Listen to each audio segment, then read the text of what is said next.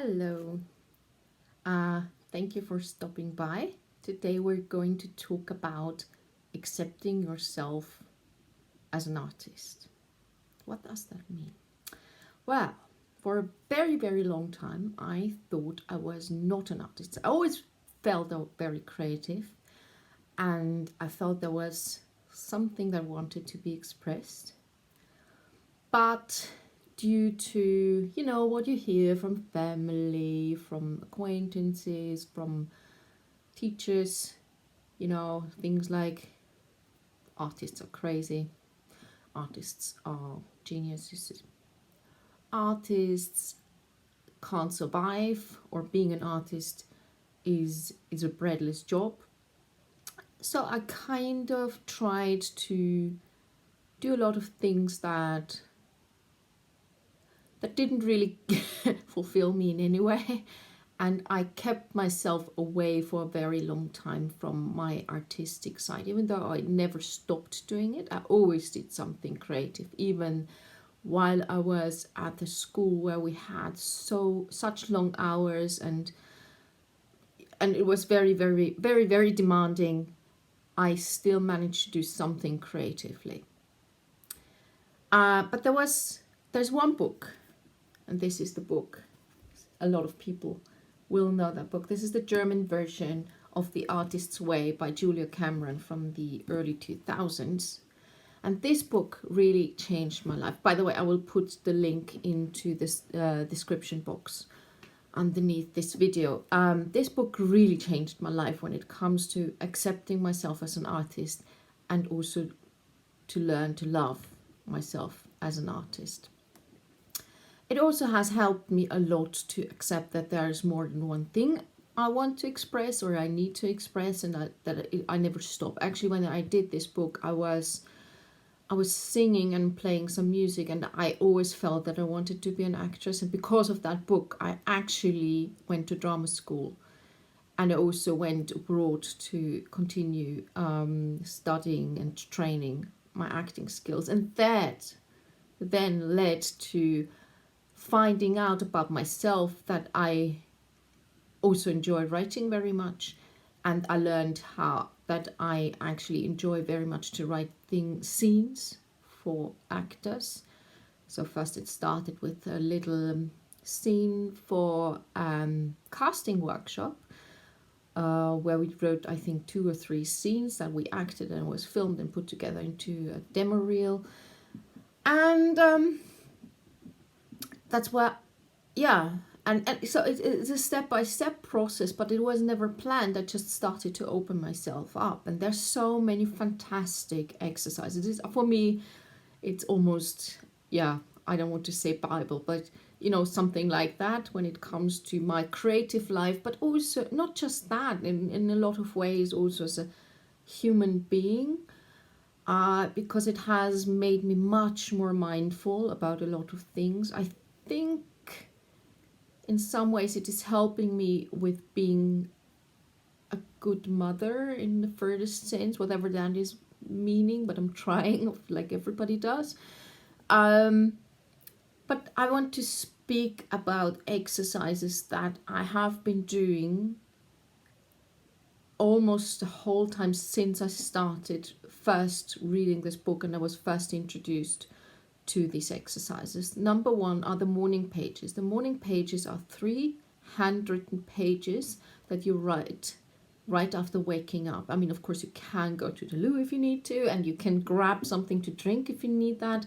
I actually write them right after my morning meditation. I do 10 minutes of meditation in bed, though, because I'm actually a morning zombie, so it's not possible for me to move too much in the morning. So the best way is just to go with it, and I'm quite stoic about it. So I wake up and then I have an app that I'm using. So I choose one of the meditations, and then I do the 10-minute meditation, and afterwards I start writing my 3 pages or morning pages.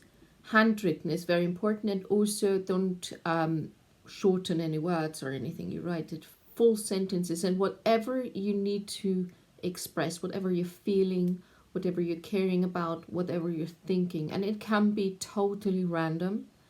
And if you get stuck at some point, then just write, I'm stuck now. I don't know what to write. This is all just blah, blah, blah, blah, blah. And suddenly you will get back into the flow. This is an amazing exercise also if you have any kind of writer's block at some stage, or any kind of creative block, or maybe even other blocks. But keep writing the 3 pages, but also stop after the 3 pages. Because otherwise it's not the exercise any longer. If you need to write more, then make it an additional sitting down or something, or it's something different, and it's just it's your diary, your journal, and this of course is again something very precious in my opinion. But I now want to stick to the morning pages. Then the second exercise, it sounds so simple, is just going for a walk. And even now, while we're on lockdown, I don't know where you are, but here we are still allowed to go for that walk because it's healthy. It's good for our immune system.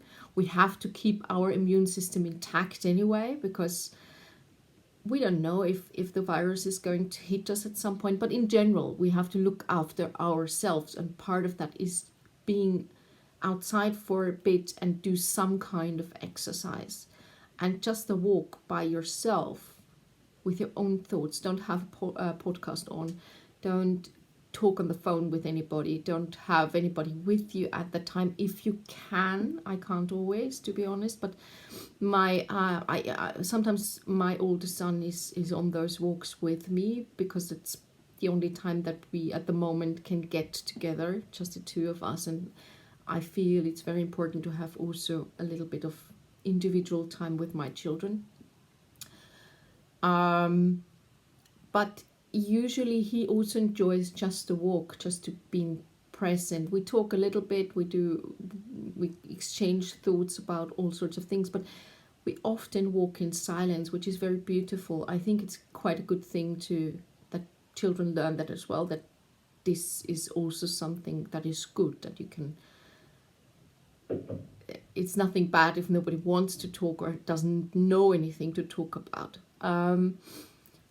And I often go for a walk whenever I'm stuck with whatever I'm creating. So usually it has something to do with screenwriting, that I'm stuck with a character, or I'm stuck with with a scene, or probably the whole structure of it. Maybe I don't know what the premise is of this, whatever. Then I go for a walk, and usually the answer comes to me. And that's what I do. And the third one is an artist state, which is a bit restricted at the moment because we cannot go to the cinema, we can't go to a museum, we can't go to a toy shop at the moment.